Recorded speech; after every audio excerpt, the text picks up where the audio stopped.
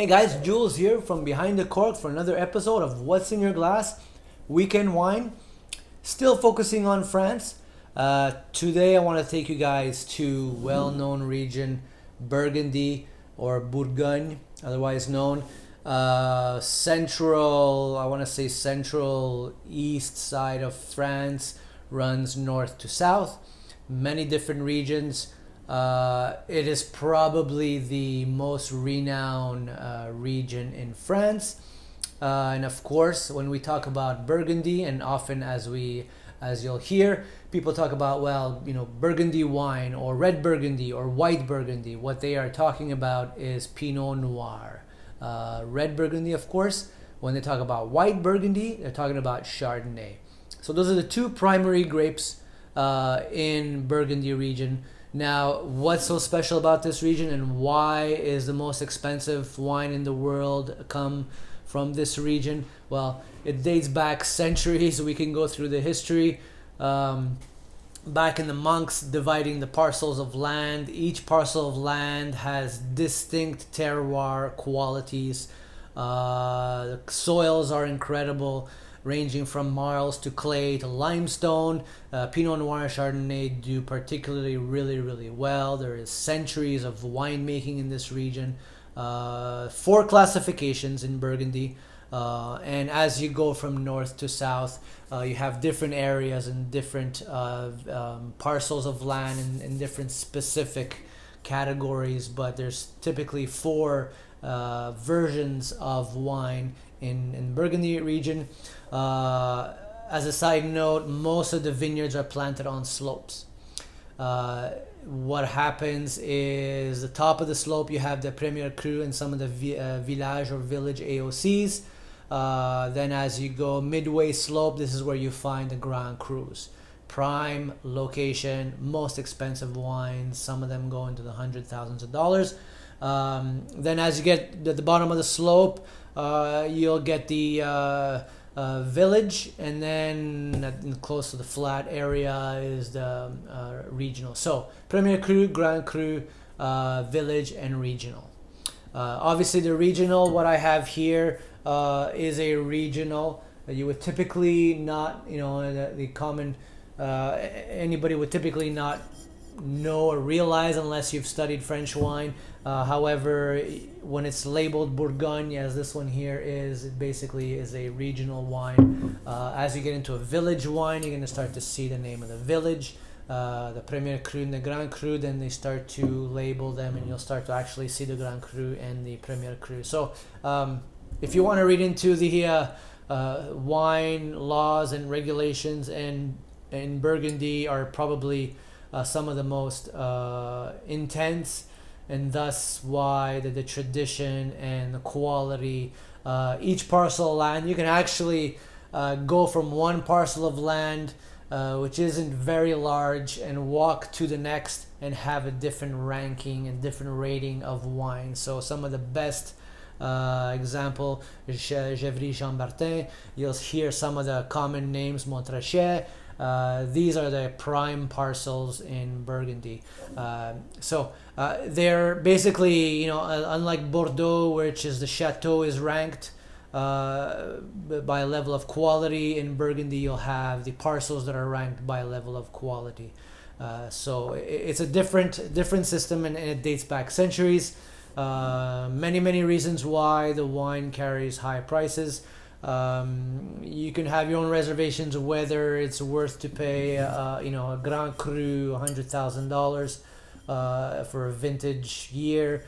I have my reservations. I've never tasted a wine, a Grand Cru, and they're typically hard to touch and purchase because of the high dollar value, even the Premier Cru sometimes. So if you do get a chance, do not pass. And take that opportunity if you ever get a chance to taste a Premier Cru and Grand Cru. Again, due to the cost, it's really hard to come by. So here we're focusing on Pinot Noir. I wanted to get this off to you guys for the weekend. What you would typically want to do is either get a village or regional, and you really want to experiment, right? Because there's so many different types and varieties. Most of them will be either labeled the village or the region. Again, they may not always say Bourgogne. You might have to look in back of the bottle to see, well, okay, this is a Bourgogne, so I know it's a likely Pinot Noir if it's a red wine. And if you like Pinot Noir, what you'll typically get. So Pinot Noir in Burgundy is the true expression of the grape variety. You're going to get polished tannins, you're going to get spice, you're going to get really earthy flavors, good acidity, and that tannin is just going to coat the inner parts of your mouth. What I find people typically say or dislike is I get a sense, this one's not so much, but as you get into the more Premier Cru, Grand Cru, you'll get more of a farmyard kind of earthy notes. Not everybody likes that. They seem to think that maybe it's an off smell, the flavors as well. But that earthiness is umami earthiness is something that is appreciated and gives this wine very special flavor. Most wine tasters that taste Pinot Noir can typically tell when it comes from the Burgundy region. Knowing exactly what area is a whole other level of exams and so on, but for the purposes of getting you guys some information so that you know, Pinot Noir is really in the New World. So if we look at from Australia to California, South America, even Ontario, you're gonna get more fruit forward Pinot Noirs. So cherry is typically prominent. Oregon Pinot Noir is probably one of my favorites. This side of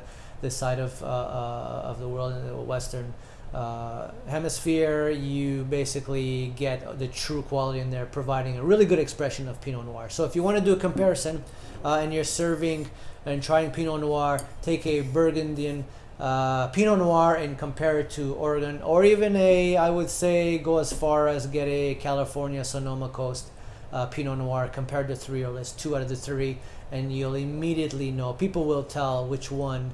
If you say, New World wines be fruit forward in the cherry, they'll be able to tell which one comes from France, which one comes from the New World, whether it's Oregon or California. So again, true expression, earthy, the acidity, and you're going to need to try a few to really get a feel for what you like.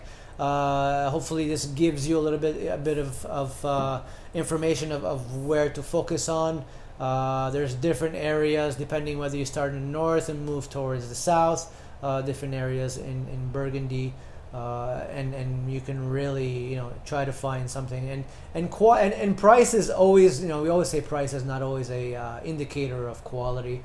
For Burgundy wine, it typically is. Again, wine for me is always a personal taste, so you can taste $100 bottle of wine and you may not like it, and then you blind taste a $20 bottle of wine and you think it's fantastic. So it's always about personal taste. However, the quality is undoubtedly present in Burgundy wine and other regions of France for that matter, because of the century and the traditions and how wines have been produced back from the monks, and how they divided the parcels, and the laws that apply to making wine, and the grape varieties, and I can go on forever.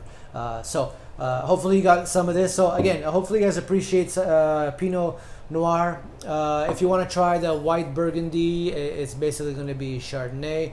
Again, it's going to be different expression from the New World, whether it's a Californian Chardonnay. White Burgundy is going to provide you different flavors as well. So that's about it. So hopefully you guys got a good sense of the area. Again, when we talk about French wine, we usually talk about areas. They don't normally put the grape variety. In this case, it actually is on the label because it's a regional wine. So if as you start to get higher in quality, you start to see some of the villages, you start to see some of the Premier Cru, and some of the people that produce the wine. There seems to be a little bit more on the label as you get higher quality, and obviously the Grand Cru, you'll have specific plots. And those that know Burgundy wine will know the highest rated plots in different areas, and it's really interesting because you can just literally walk right over to the next plot and you'll have a different rating, and the wine will be priced dramatically different. And that is because the soils vary very dramatically from plot to plot, and back from centuries ago they were able to distinguish which of these plots can produce the best type of wines. And again, the grape varieties are chosen, or the soils are chosen. Specific grape varieties are planted in the soils that will perform the best. So hopefully you guys like for the weekend. Let me know what you think. This is just just regular. I mean, I don't know what else to really comment on this wine. I'll give it just one taste here.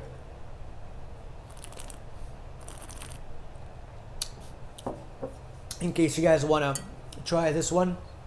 So you're going to get immediately good acidity, polished tannins. There's not as much earthiness, so it's not as pronounced. For those of you that don't like the farmyard, you're not going to get a lot in this. It is very nice, very dry. You're not going to get the cherry, the really prominent cherry fruits. This is really dry Pinot, but the expression is there. The acidity is really good. My mouth is still watering after 15 seconds, so it just tells you how the acidity is just generating, just exciting all the senses. So really good. I mean, it's really nothing bad to say. I mean, it's to each his own, and personal preference. You guys can give this one a try. I believe it was likely $20-$25 Canadian. So but let me know if you find others, or if you get a chance to taste some of the Premier Crus, by all means. Let me know what you think. That's about it. So again, this week for France, we're going to continue reviewing some of the French wines to give you the different areas. We may take a break here or there and just try to I'll give you guys a look at other regions and other areas of the world. I find France has many different regions producing different types of grape varieties, and is unlike other regions where you can tell the grape varieties. French wine will typically list the area. So hopefully this provides these sessions. If you haven't caught my other sessions, by the way, please visit the other week. I covered some of the northern areas, and I'll continue to do that for the rest of the country. Pick some of my favorites there. So that's it. Jules here from Behind the Cork. Hope you guys enjoy your weekend. Enjoy your Pinot.